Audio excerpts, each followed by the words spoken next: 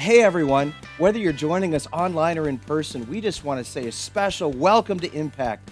We pray that God would bless you and encourage you and remind you of how much He loves you and how much He has an amazing plan and purpose for your life. If you're in the building here today, we want to also assure you that we're doing everything we can to make sure that our environment is safe and clean so that you can focus on God and receive from Him today. Thank you to all of our volunteers who are working so hard to make sure that this environment is safe for you. Impact Kids, make sure you pick up your bag on the way in so that you have something to do during the service, and just leave that bag right on your chair as you leave. Washrooms are open. The only thing we would ask today is that parents accompany their kids to the washroom when they have to go. Any questions, make sure you find a volunteer wearing one of our Impact Church t-shirts, and they would be more than happy to help you out. If you're online, hit pause on your video right now, click on the worship playlist and enjoy. If you're here in service, I'm going to just ask the worship team to take it away. Have a great service this morning.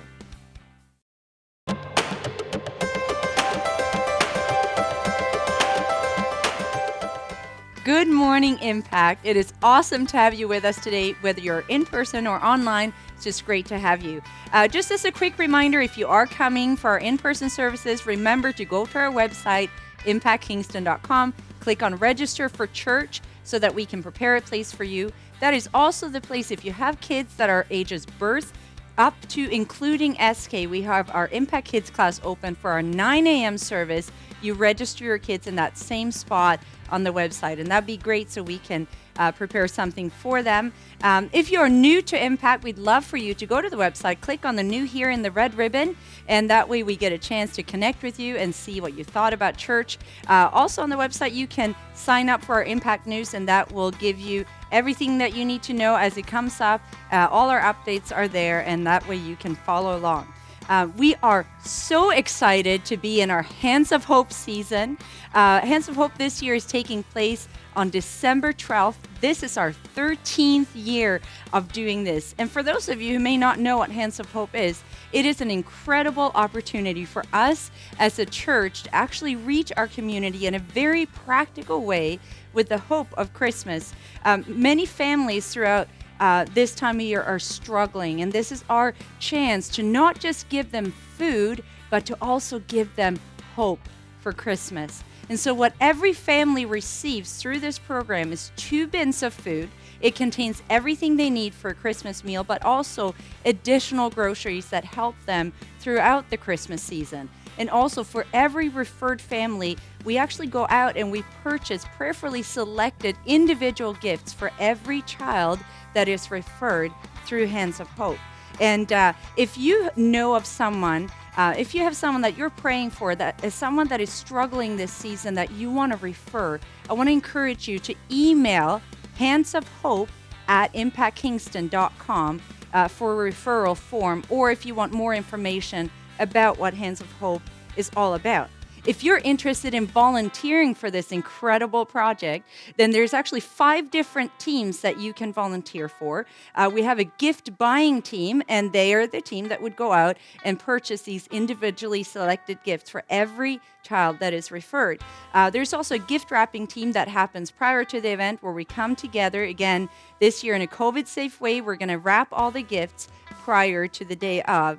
And then on the actual day, on December 12th, we will gather again with COVID measures in place, and we're going to pack all the food. That's called Team Tetris, because we Tetris the food into those bins. And it's an awesome way to come together to pack all the food that we have for the families that are referred. And then we have another team, which is the delivery team, and they will be the ones that actually drive right to the people's homes with again, COVID measures in place, but we will be delivering right to the doorstep the food and the gifts for those families. And then we also have another very important team. It's called our facilities team. It is the team that works behind the scenes to set up, to tear down, to break down cardboard boxes, and just take care of all the practicals. So if you are interested in volunteering for any or all of those 5 teams, it is super easy to get signed up for that. You can do it from your computer or even right from your phone. If you go to our website, impactkingston.com, and you go right in the red ribbon, it says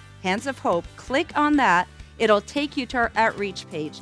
And here you can read a little bit more about what Hands of Hope is all about. You can even watch a little video about it right there. And if you keep scrolling down, you will see a link right there that says 2020 Hands of Hope Volunteer Sign Up. If you click right on there, it'll take you to this page. It will explain again what each team is about and how to sign up. You can do it right there, and then somebody will be in touch with you. So it is a great way to be able to be part of something greater this season. This year, more than ever, people are struggling, and it's so important that we can be the hands of hope to our community. So hopefully you can get involved with that.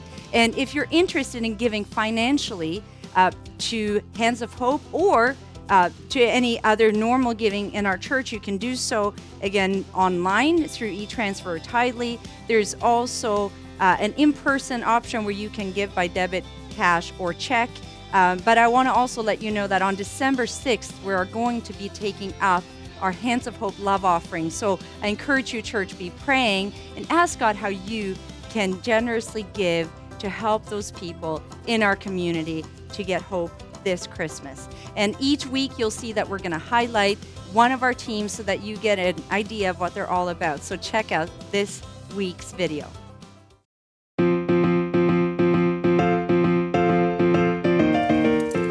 Hey Impact, I'm excited that it's Hands of Hope time. And that means Team Tetris time. Speaking of Tetris, I'm reminded of the first time I played it. That was the first time in my life that everything fell into place. Lindsay, that's like Jesus. When we surrender to Him for the first time, all the pieces of our lives, they just fall into place too. And that feeling is way better than completing a silly line in Tetris. Yeah. You know, like when you get like one of those long bars. Do, do, do, do, do, do, do, boom. Wait, I think you're supposed to be telling them about Team Tetris. Oh, right, yeah, sorry. While I untangle these lights. Team Tetris is exactly how it sounds. We're a team, and we Tetris things. Okay, never mind, I'll do it. So Team Tetris is the team responsible for packing 2 large bins of delicious food and making sure everything fits into place and it's all cozy and the lid goes on. I like food. I like Team Tetris too. You should sign up. But I like Team Jesus way more. Wait, is there a Team Jesus? Yeah, I think all of Hands of Hope could be considered Team Jesus. Awesome, I'm gonna sign up for everything. Me too.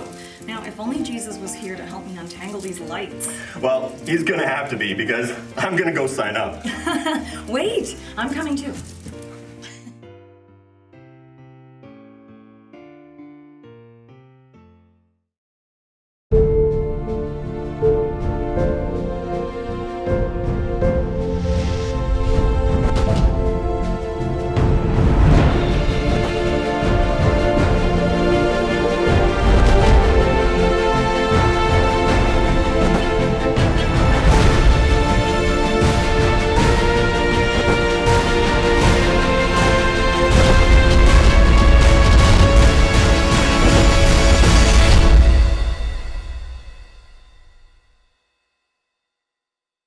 Hey, Impact Church, welcome back to week 9 of our message series called Collide, where we're talking about this collision between the kingdom of darkness and the kingdom of light. And ultimately, this whole series is about standing firm and loving well in a culture of compromise. So I hope it's been blessing you. I know I've been just excited to be able to deliver these messages and most importantly, to study this for myself. I know I'm learning lots. I just want to say on behalf of all of those that maybe felt a little push or a little nudge from last week's message, I want you to know that week 8, if there was ever a message that was actually designed primarily for me, it was last week, talking about the power of emotions and how they can just lie to you and throw you off, and how if they're God of your life, they can just be a mess. And so I want you to know God spoke to me big time as I studied that, and as I was delivering it last week. So I just want to encourage you, keep being open, keep saying, God, what do you want to say to me? How do you want to just adjust some things in my life so that I can be better positioned to be used by you to affect change in our culture today and to bring people to the light of the gospel? So for those that have been tracking along, we talked a couple of weeks ago, or in the beginning of this series, we talked about culture's greatest goal, which is to change our identity. We talked about culture's greatest test, which is to pull us away from worshiping God. And we've talked about culture's greatest sin, which is pride. And that's why we talked about that concept of who's the boss of our lives. And then we spun off that last week and talked a little bit about the goal of culture is to make your emotions king. At the root of both of those things is pride. And so what I want you to understand is all of that is leading up to today, which I would say is probably one of the most important messages for people that would call themselves Christian. So every other message is good, but it has a tie-in to us as the church. It also has a tie-in to helping us understand what culture's like and where people are coming from. It also helps us to understand what the enemy's game plan is. But today's message is something that is so for the church. It's for me, it's for you, it's for everyone that calls Impact home. And I believe with all of my heart that what I'm about to talk about, which is culture's greatest culprit, will be life impacting for you. You want to know what culture's greatest culprit is? Unfocused and busy lives. This is exactly where we are today. Busy, busy, busy, busy, busy. Doing a whole bunch of things that don't have eternal value and unfocused on so many things that are not helping us get to where we need to go in God, but somehow we're convinced that they're good. And so what I want to teach us today is how to go from good to great. Simple little shift, but I hope it blesses you. I hope it encourages, and I also hope it opens your eyes to see how the enemy, if he can't keep you from being a Christian and living for God, then he's going to keep you as busy and as unfocused as possible so that you can be as ineffective in the things of the gospel as possible. So, for those that maybe remember back to week 1 and 2 of our series, we talked about the book of Daniel and its significance. And we talked about how it's such a prophetic book, not just in the sense that it talks about these incredible visions and dreams, which it actually covers in Daniel chapter 7 right through to Daniel chapter 12, which is the last chapter in the book of Daniel. But it has, of any Old Testament book, the most references to the end times, and which is why the book of Revelations in the New Testament references the book of Daniel more than any other book, because it's referencing the end times. So why is this important for us today before we jump into this theme of unfocused and busy lives? Well, we have to understand that at the end of the day, the book of Daniel is a field guide, a manual for us, for Christians living in the final days of the earth. Now, right away, you're probably thinking, are you telling me this is it? This is the end of the days? And I'm going to say, no one really knows. But do I think that there's more and more signs that are pointing to things that we should be concerned about, that are getting us to see that this is a very concerning time, that it could be the end of the end days? Well, absolutely. I think we would be blind not to see that. So I want you to know, this is not meant to scare us or to make us all worried or anxious about anything, but I want you to understand that the book of Daniel was laid out for us as a field guide for us as believers living in the last days. Okay?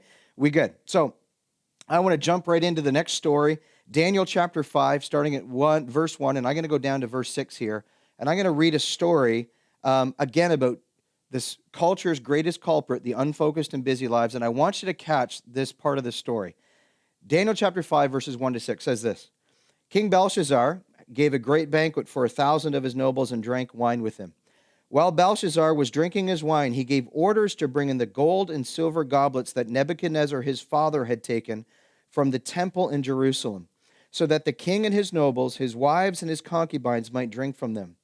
So they brought in the gold goblets that had been taken from the temple of God in Jerusalem, and the king and his nobles, his wives and his concubines drank from them. As they drank the wine, they praised the gods of gold and silver, of bronze and iron and wood and stone. And suddenly, the fingers of a human hand appeared and wrote on the plaster of the wall near the lampstand in the royal palace. The king watched the hand as it wrote, and verse 6 says this: His face turned pale, and he was so frightened that his legs became weak and his knees were knocking. I don't know about you, but I remember reading different parts of Scripture at different times in my life. And I remember when I was a kid, I actually read the book of Daniel as a part of this program that our kids ministry was doing in our church growing up. And obviously the themes of those stories were focused more on the fiery furnace and Daniel and the lion's den and all those stories that we kind of know a little bit more of. But they actually tied into this story. And I remember the first time I heard somebody read this story, The only thing that came to mind was Thing from the Addams Family, for those that are a little bit older, maybe my age or a little bit older. And you'd remember the Thing, the hand that would walk around everywhere, and you're like, "Ah!" And that's what I thought of the first time I heard this story. I want you to know it was not Thing from the Addams Family. It was, well, we don't really know who it was, but it was probably God's hand. Just the same way God's finger wrote the 10 Commandments on the tablets for Moses. God's hand, I believe, wrote on the wall here. And what's interesting about this particular moment is this hand wrote 4 very specific words or 3 words, but one of them he repeated twice. But these 4 words that were written on this wall, and Belshazzar's magicians and astrologers, they couldn't figure it out. So, of course, who'd they go to? They found Daniel. And they brought Daniel in, and here's Daniel's response. Chapter 5, verses 18 down to 24 says this. Your Majesty, the Most High God gave your father Nebuchadnezzar sovereignty and greatness and glory and splendor. Because of the high position he gave him, all the nations and peoples of every language dreaded and feared him. Those the king wanted to put to death, he put to death. Those he wanted to spare, he spared. Those he wanted to promote, he promoted. And those he wanted to humble, he humbled. But when his heart became arrogant and hardened with pride, he was disposed from his royal throne and stripped of his glory. He was driven away from people and given the mind of an animal. He lived with the wild donkeys and ate grass like the ox. His body was drenched with the dew of heaven until he acknowledged that the Most High God is sovereign over all kingdoms on earth and sets over them anyone he wishes. But you, Belshazzar, his son, have not humbled yourself, though you knew all of this. Listen, just because your father or somebody that you know, somebody that you're traveling with or tracking with spiritually, makes a decision to change and orientate their lives towards God, that does not mean you will. It says here again, you have not humbled yourself, though you knew all of this. Verse 23, instead you have set yourself up against the Lord of heaven. You had the goblets from his temple brought to you, and you and your nobles, your wives and your concubines drank wine from them. You praised the gods of silver and gold, of bronze and iron and wood and stone, which cannot see or hear or understand. But you did not honor the God who holds in his hand your life and all your ways. Therefore, he sent the hand that wrote the inscription. Listen, a couple of things I could draw out from this passage here alone, but a couple of things I just want to point out very quickly. Number one, there was a recognition of utilizing the things from the temple of God. But just because you're in the church or even utilizing the aspects of church life, it does not mean that you're honoring God with your life and focused on him. You can be busy and unfocused on a whole bunch of things. So just because you're around the things of God doesn't mean anything, right? So being around it doesn't mean anything. Being around people that have had a God encounter like his father Nebuchadnezzar did does not mean that you will. King Belshazzar was busy with his family, busy with his friends, having parties, yet utilizing every once in a while the things of God in order to maybe justify what he was doing. And Daniel comes in and says, nuh-uh. So God himself had to get Belshazzar's attention, and the fact that he was unfocused and living a life that was so busy doing a whole bunch of different things, but not focused on the one who actually gave him the throne, who gave him the king, who gave him authority, who actually holds his life in his hand, as this passage says. Okay? His focus was not on the one who has eternity in his hands. Chris Hodges says it like this: Daniel is a prophetic book, and the handwriting remains on the wall for us today. Our lives are slipping through our hands like water, and if we don't slow down and refocus on what matters most, we will lose something precious and irreplaceable. But I have good news for you, church. It's not too late. It may be too late for King Belshazzar in a sense, but it's not too late to you. You can refocus, you can re-examine and reprioritize things in your life so that God becomes number one, and that everything in your life becomes filtered through your faith and your relationship with Jesus Christ. So, obviously, we've just read an interesting story, and you're probably thinking the same thing I'm thinking right now. So what did God write on the wall? And what does it mean? Well, we're going to read it here. Daniel chapter 5, verses 25 to 28, it says this: This is the inscription that was written, Mene, Mene, Tekel Parsin. Here is what these words mean. Mene means God has numbered the days of your reign and brought it to an end. Tekel, you have been weighed on the scales and found wanting. Parsin, your kingdom is divided and given to the Medes and the Persians. Okay, we kind of figured out what they meant to Belshazzar in that moment. Daniel translated it and interpreted it for Belshazzar to understand. But it begs the question, what does this mean for us today? What is there a modern day application for us to gather and apply in our lives today? Well, I believe there is. So I want to actually just pick apart the three words, if that's okay with you. One of them obviously is repeated twice. Mene, which is the first word, means numbered. Well, what's the application for us today? It means your time is short. You go, well, that's heavy. Yeah, because your time is short. I've lost count how many moments in this particular job that I've realized that time is short. I've been at people's deathbeds. I've been at people that are very young who've passed away, and it made me think, wow, our time is short. My father-in-law passed away of a heart attack at the age of 54, crazy young, way too young to die. So it woke us up very early on in our lives, and Sandra and I's lives, to the fact that life is short. Time is short. What's interesting about this particular word is God in his infinite wisdom decided to write it twice. And if you know your Bible, if you know kind of Bible patterns of interpretation, you'll know that there was no such thing as emojis. There was no such thing as highlighting and bolding and italicizing. So what God did to make a point really, really well known and emphasized was he repeated it. So he's repeating something here to us today to tell us twice, listen, church, your time is short. Hear me, your time is short. Get things in order. Figure out what you're doing. Stop fooling around. Stop having one foot in one camp and one foot in the other. Stop playing the game called church. Stop playing your life with God and thinking everything's okay when you know it's not. Your time is short. It is not 10 years from now that you should evaluate where your spiritual life is at. It is now. It is now. It actually was 10 years ago, but it's now, all right? If you didn't plant something 10 years ago, the second best time is now, okay? So it's a prophetic call to the church today to not forget that your days are numbered. And because that is true, every single day you are on this earth counts.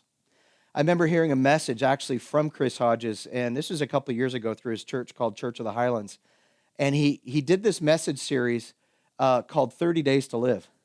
Did it for a whole month, one of the months that had 30 days in it. And he basically challenged the church, if you only have 30 days to live, which obviously we're not believing that for anybody, but if you only had 30 days to live, what would you do different? How would you live different? I know it's kind of heavy, but it causes us to really evaluate our life honestly. Psalm 90 verse 12 says this, teach us to number our days and recognize how few they are. Help us to spend them as we should. In other words, there's got to be a greater purpose and reason to why we're doing what we're doing. What was really sad about this whole scene in this king's courtroom here is that King Belshazzar heard the interpretation of these four words, or these three words, 4 words on the wall, but 3 words, and he didn't heed them. And it says this in verse 30 and 31. This is literally the next verses. And it says this, that very night Belshazzar, king of the Babylonians, was slain, and Darius the Mede took over the kingdom at the age of 62. Listen, church, for King Belshazzar, it was too late in that moment, but it's not too late for you. It's not too late for you to heed God's message and to make adjustments and to make changes in your life. But what do we need to do? Well, I honestly just came down with 3 really simple thoughts as to what we need to do to make those changes. Number 1, we need to live on purpose, which is only found in God. Number 2, we need to live with urgency. In other words, we can't just keep brushing stuff off and hoping one day we'll get to that. You know, whenever we get there, we get there. Whenever we get to that, we get to it. No, we have to live with urgency. We live on purpose. We live with urgency. And the third one is this. We put first things first.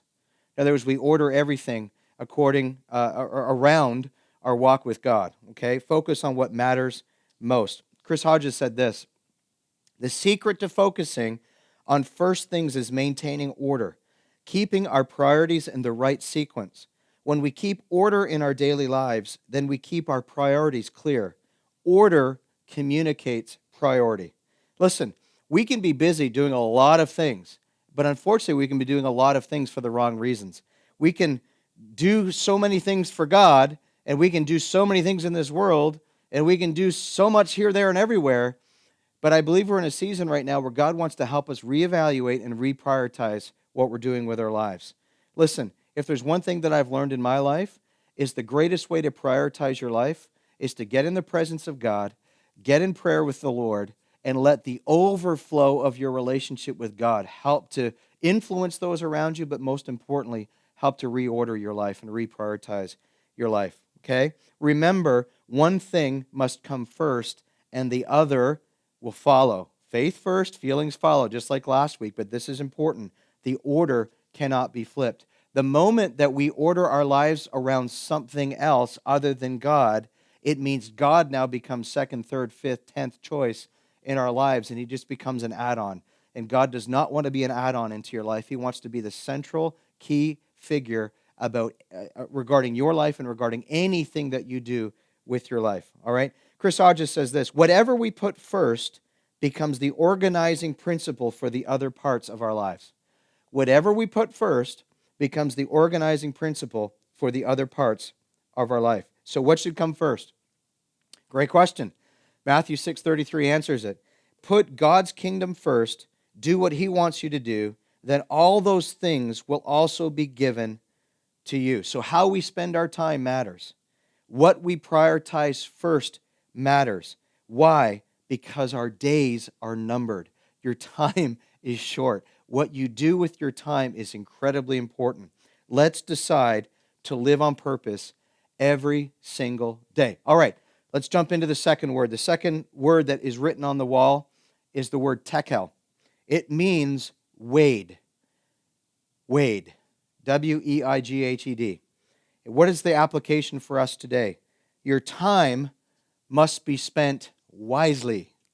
Your time must be spent wisely. Not only are our days numbered, mene, but we're also responsible for how we spend our time. That's tekel, okay? So culture bombards us with a whole bunch of things to do. Culture's constantly pushing things on us. If we just do that one more thing, if we just do this one more thing, if we just do this one more thing. And the reality is we've been just doing that one more thing for so long that we're absolutely spent and exhausted and burnt out. So we say yes, I believe, for two main reasons. We say yes to things for two main reasons. Number one, we don't want to disappoint people.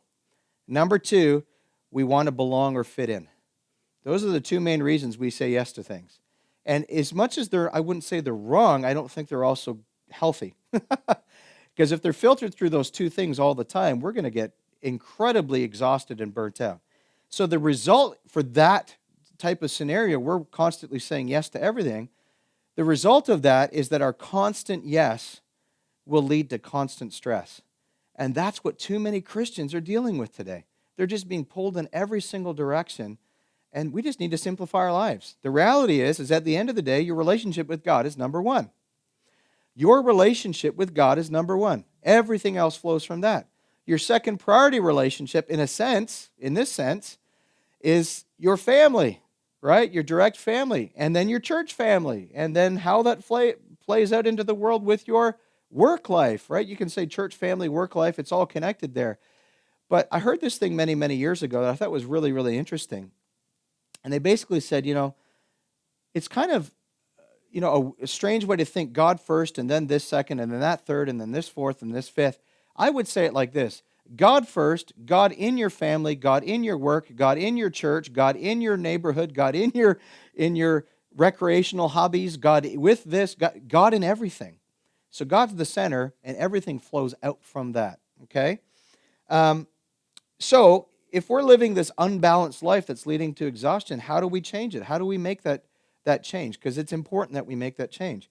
Ecclesiastes 4:6 says this: better one handful with tranquility than two handfuls with toil and chasing after the wind.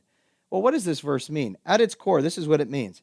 It means it's better to have less of what doesn't matter and more of what does. It's better to have less of what doesn't matter rather than more than what does. okay, and more than what does. Okay, this is huge. I've seen this illustration before. I hope I can do it justice, but it's a really, really cool illustration. And I saw these two giant, almost like, I'm trying to think how large they would have been. Maybe, I don't know, say maybe 40 gallons, I don't know, something like that. But there were these two fairly large jars, like large things on stage, 40-gallon jars that were huge, like these glass things that you could see. And this one person began to put in these little pebbles into these fairly large jars. And they were using these terms like, oh, this is, your hobby, and this is your sports night, and this is your binge watching with Netflix, and this is, we should just go through the whole thing. Oh, and this is your time on Facebook, and this is Instagram, and this is your selfies, and, you can think it all. This is shopping, this is grocery shopping, this is sitting at home doing nothing, this is riding your bike, this is sitting on your couch, and it's like kept throwing all of these different things in, and what you see off to the side is 3 or 4 giant boulders. And what happened is the more they filled in all of these, this little kind of bin with all of these little things, they realized that the big rocks would no longer fit inside. They couldn't get them inside. And then they get to a second person that puts the 3 big things in first. So God, your family, church. Boom. Put the 3 big ones in, and then they took the same amount of little ones, and they oriented everything around the big rocks, and then they actually found that when they poured the little pebbles in, they could actually slide in and fit all around it perfectly easy and get everything in. So one thing is they put all the pebbles, all the stuff that really doesn't matter in first, and they didn't have room for the big things. The second one put in the 3 big ones first, and then the little ones just naturally fit in around it. It was awesome. And so what we need to do is reorientate our lives to the main things in life. And you know what? It's amazing how some of the other stuff will just fall into place anyway. But when we're doing all of this over here and trying to fit all these little things in first and prioritizing all these really meaningless things first, I'm all for just curling up and watching a movie with my family, but this thing of Netflix binge watching, honestly, at the end of the day, I've seen people that are watching 17 shows over a weekend, and then I go, wow, what happened? Was there anything eternal that happened there? No, and I'm not saying it's sinful and wrong and it's the end of the world, but what I'm saying is if that's your pattern, that's a problem, all right? That's a problem. So we have to think that through, okay? Chris Hodges says this: we must believe that our lives function best in their God-given design, not by culture-driven demands. Simply put, it's better to live by design and not by default. It's better to live by design and not by default. How do we do that? We do that by living on purpose. We do this by aligning our lives to God's purpose, okay? Otherwise, we're just spinning our tires. And we're almost at winter with ice and snow now, and we all know what it's like just to spin our tires. You know what's interesting about spinning your tires is the amount of activity that's happening is excessive, and you're not going anywhere. And that's what most of our lives, we get stuck into this pattern, become like. We're doing a whole bunch of stuff and not going anywhere, not making a difference, not traveling anywhere. And what I want you to understand is that busyness cannot be a measurement for self-importance. Busyness cannot be your measurement for self-importance. This is huge, church. We must find our God-paced rhythm and our God-given grace. We have to find our grace, okay? Ask yourselves this question: what are you graced to do? When we first got married, I realized very, very quickly that Sandra goes full speed all the time. She's in 5th gear. I don't know if I've ever seen her in 4th. Well, maybe there's been a couple of times she made it down to 4th gear. And a couple of times when she was really unwell, she actually slowed down to 3rd gear. Remember when she had her really bad pneumonia, and I was like, honey, you're just kind of laying around. I'm like, what happened? And obviously she was sick. But I want you to know, I recognize right from day one, wow, she goes. She's like the Energizer Bunny, and she's got one speed, and she's going all the time. And when we first got married, I'm like, well, I should be like that, right? I should be like that. And I realized I'm a pretty driven person myself, but not at her pace. And one of the first things I had to be okay with is, am I okay to find my pace and allow Sandra to still find her pace and be okay with the fact that my pace and her pace are not the same? But because we're both graced for that pace, the grace between each of us is incredible. We cheerlead each other on. We don't worry about who's going and doing what. The reality is if you ask Sandra to slow down, she would feel like she's wasting her precious time for eternity. She'd rather just keep doing something for God. And yes, there's rest, and she does all that. I want you to know she rests, and she's awesome that way. But I want you to know is you have to find your pace. You have to find what you're graced for. Because if you're not graced for something, you're going to be exhausted. And so one of the things that we constantly have to process through is, God, what are we graced for? Not just naturally, but also what are we graced for in this season? Right? What are we graced for in this season? You know, there's certain times in our lives where we can do a little bit more. You know, when we planted this church 12 years ago, as a 33-year-old, when I had lots of energy and I was young and full of energy, I did a lot more than I could do now. But it's just finding my pace, okay? So how do we get this balanced life? How do we find God's given pace and grace for our lives? Well, I think there's a couple of things that we need to do in order to spend our time wisely. First thing we need to do is evaluate, okay? We have to evaluate every aspect of our life. Second thing we need to do is eliminate. Learn to say no to the things that God is not asking us to do or that we're not graced to do or that it's going to speed up our pace and cause us to walk outside of our grace. Okay? Eliminate. And no is a tough word, but it's a good word. All right? Execute is the third thing. We need to execute those plans. So what have we said yes to and what are we going to do? The one thing that I've seen in our culture today that is very different from when I grew up, and that's only, 35, 40 years ago, is the pull and push to engage every different thing is so much greater than when we were kids. When we were kids, we didn't care about anything. Like we'd go play in the backyard, we'd go play down by the park for hours. We'd come home, have dinner, and we'd go play at the park for hours, and that's what we did. Now there's competing voices. Now there's competing interests. Now there's this feeling of, well, we talked about last week, the fear of missing out. Well, if I'm not doing this, and if I'm not doing that, and if I'm not doing this, then I'm missing out, and I'm being left out, and I'm going to be behind. And I go, well, according to who? According to you? According to that other person? Or according to God?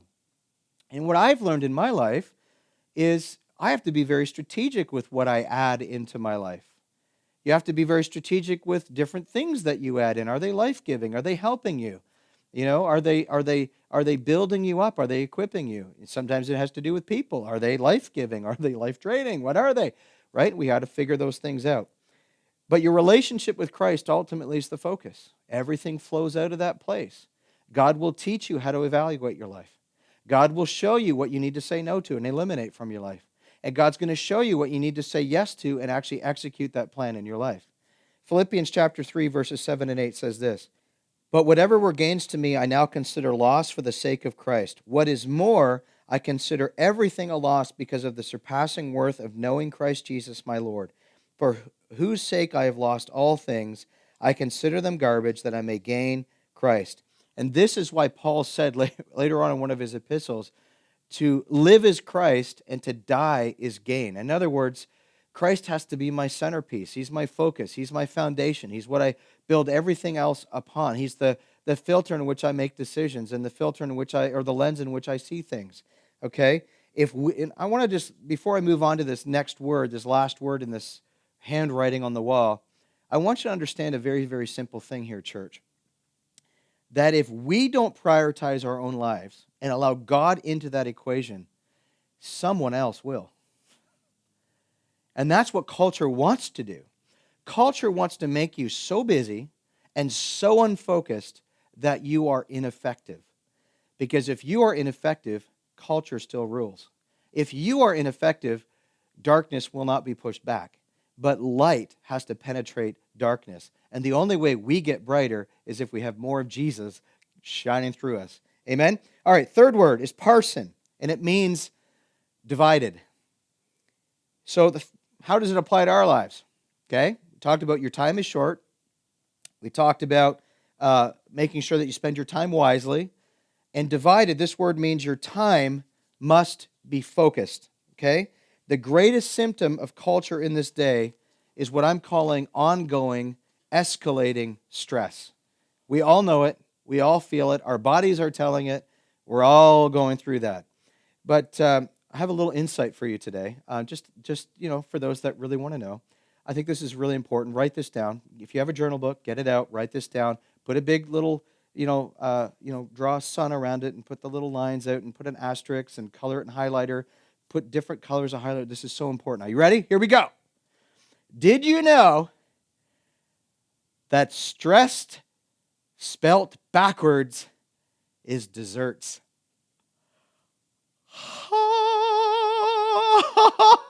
Yeah, like I just spoke her language. Isn't that awesome? Unfortunately, desserts still don't solve stress. And that's the problem with this. I wish I could say, just go have a dessert.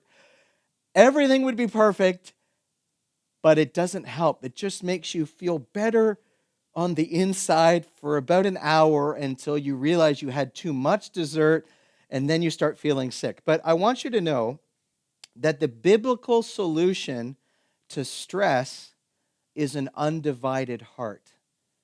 Remember, parson means divided.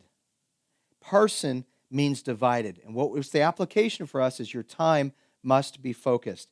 So the actual cause of stress then is a divided heart, where you are going in 1,000 different directions all at the same time and you have no clue which way's up, which way's left, which way's right, which way's down. Doesn't matter. Okay, we good? So I wanted to share with you 4 basic warning signs of a divided heart. This is going to reveal to you if your heart is divided and potentially why some stress is in your life. Okay, so I want you to listen. Number 1, sin seems more attractive than usual. Okay? When you're tired, your resistance is significantly lowered. When you are stressed, you're more tired. When you're more tired, your resistance is futile, as Star Trek: The Next Generation would say. Okay, we're good. Second, your emotions are inconsistent. So if your emotions are all over the place, it means you're stressed. It means there's something going on. It also means that desserts, even though it really feels good, is not going to solve it. Okay? Sometimes we have an attitude. We all have attitudes. I have an attitude. We all have an attitude. We've all been there. Okay? But if your attitude and your inconsistent emotions becomes the norm, that should be a warning sign to you of a divided heart. Okay? Quick question for everyone. When is the last time that you truly experienced joy? And if you can honestly answer, it's been a while, then it means you're dealing with stress. It means you're dealing with a divided heart. Okay? Third one is this. You become less productive. Proverbs 19 verse 2 says this: a person in a hurry makes mistakes.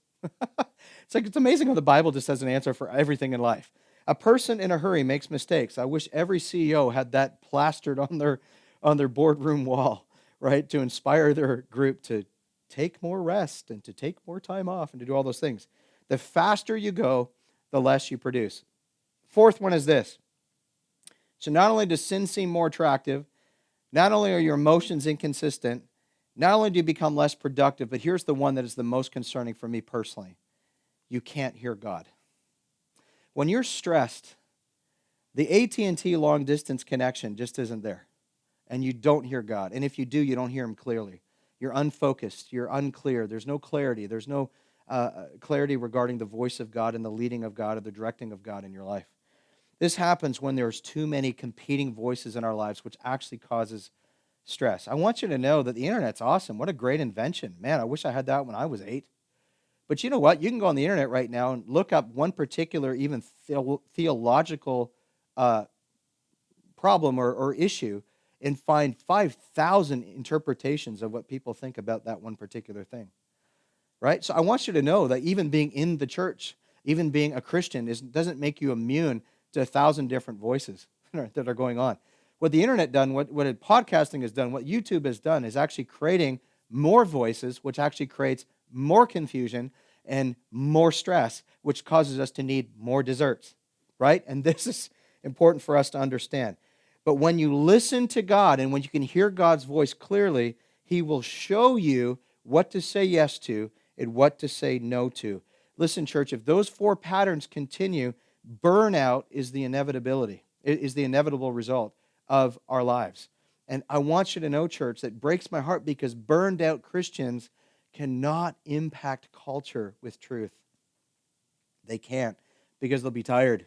They'll be burned out. They'll have no energy to do it. So I'm going to come in for a landing here, and I'm going to ask a very, very simple question then. How do we stay healthy, and how do we keep from getting burned out? In other words, how do we keep from getting too busy and living an unfocused life?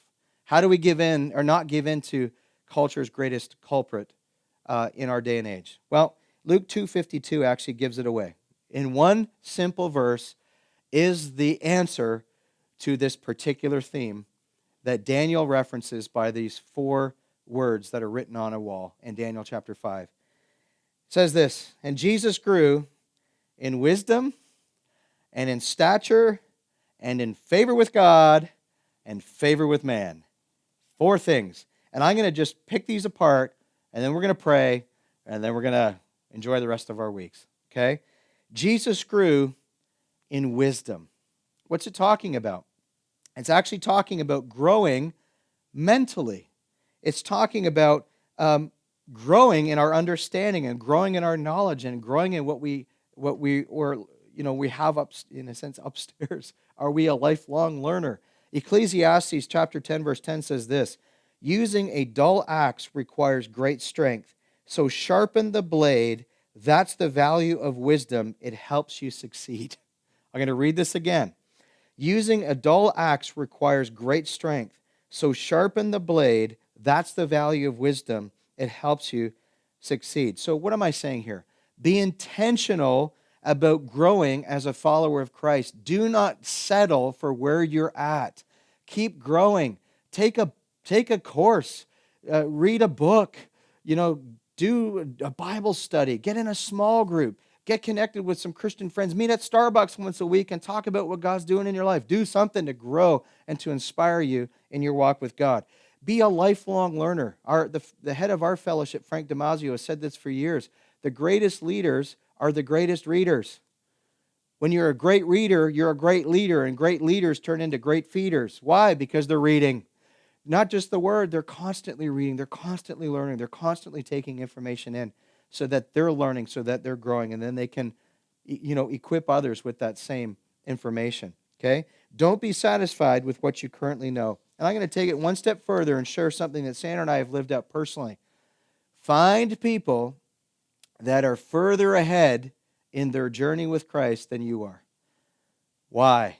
Because they are further along. They're going to help you grow. They're going to help stretch your wisdom and your understanding and your knowledge. That's the mental part, right? That's that verse that is talking about in Jesus grew in wisdom. But the second one is it says, "And Jesus grew in stature." It's talking about growing physically. Now, it's not talking about gaining weight, but it's talking about your physical life and taking care of yourself. It's interesting that God himself saw the value of rest, which is why he had a Sabbath day. So what are 3 things that we can very simply and quickly do as we think about replenishing our physical bodies? The first thing is this: refocus your spirit, because when you refocus your spirit, you can replenish your soul. When you replenish your soul, you can actually rest your bodies. And I want you to understand, church, that one of the most important things that I'm actually learning right now, so I have not arrived with this, I'm actually speaking this to myself because I'm not good at this. And I know this, that I'm not good at this. I have no credibility whatsoever to even say this to you. So I'm sharing this with you, not from a place of credibility, but simply from a place of this is great information that I believe God wants us to know, and I'm hearing it myself and going to apply it. But we need to take care of ourselves physically, because if we're not physically okay, we won't have the energy to do or to keep up with what God is asking us to do. I'm making adjustments in my life because I know I have to. I'm not 33 anymore. And how many know as you get older, you can't get away with things anymore? When I was 33, I'd go play road hockey for 3 hours, and I would feel a little tired for the next couple hours, but when I wake up the next morning, I'd feel great.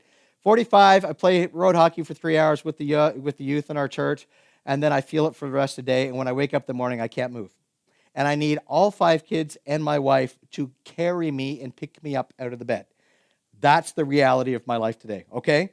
Third is this: Jesus grew in favor with God. This is talking about your spiritual growth, okay? Make time every day for God through the Word, through prayer, through worship, through connections, through sharing your testimony, whatever it is. Do a devotional. Cultivate the presence of God in your life. Take time to just sit in the presence of God. Don't be in a rush. Give time right first thing in the morning before you do anything else to be with the Lord, okay? When God is close, he's going to speak to you. That's just how it is. Make sure that God is close in your life and that not only is that he's close to you, but that you're close to him. Interestingly enough, when the book of Acts exploded and all of these incredible things were happening, the Pharisees saw what Peter and John were doing, and they wanted to catch them, but their overwhelming conclusion was, wow, these guys must have been with Jesus because they're not educated and they're not that smart and they're not, they don't know how to do any of that. But their only conclusion was they must have been with Jesus. This is what this particular third part of this verse is talking about. Your ability to grow in your spiritual walk with God is going to take you far, okay? Everything flows out of your relationship with God. The fourth one is this. Jesus grew in favor with man. What's it talking about? It's talking about relational growth, okay? Take time for life-giving relationships. Be careful not to be duped into, too many life-taking or life-draining relationships. The reality is there's opportunities that we have to minister to people that are hurting. But it's a whole other thing to make a really, really wounded person your best friend, and they just drain the life out of you every single day of your life. And obviously, we want to love everyone. We want to help everyone. We want to see people grow in their walk with God. But you have to be really wise with who you let into your inner circle, okay? Just because you minister to someone doesn't mean they should run your life or control your time in your life, okay? Find people who will love you, who will care for you, who will equip you, and go one step further, who will even challenge you. Those are life-giving people. That's how you grow relationally. So, church, I want you to remember, live on purpose, live with urgency, put first things first. I want to pray for you here today. Father, I pray in the name of Jesus that we would see without any doubt that the enemy and culture's goal, culture's greatest culprit, is to help us or dupe us, deceive us into living unfocused and incredibly busy lives. Father, help us to reprioritize. Help us to see things the way you want us to see them. And help us to say yes to what you want us to say yes to, and to say no to those things that you don't want us to do. God, we give you praise for what you're doing in this series. We just pray, Lord, that you would do just amazing things in the hearts and minds of people today. In Jesus' name, amen. Bless you, church. Have an awesome week.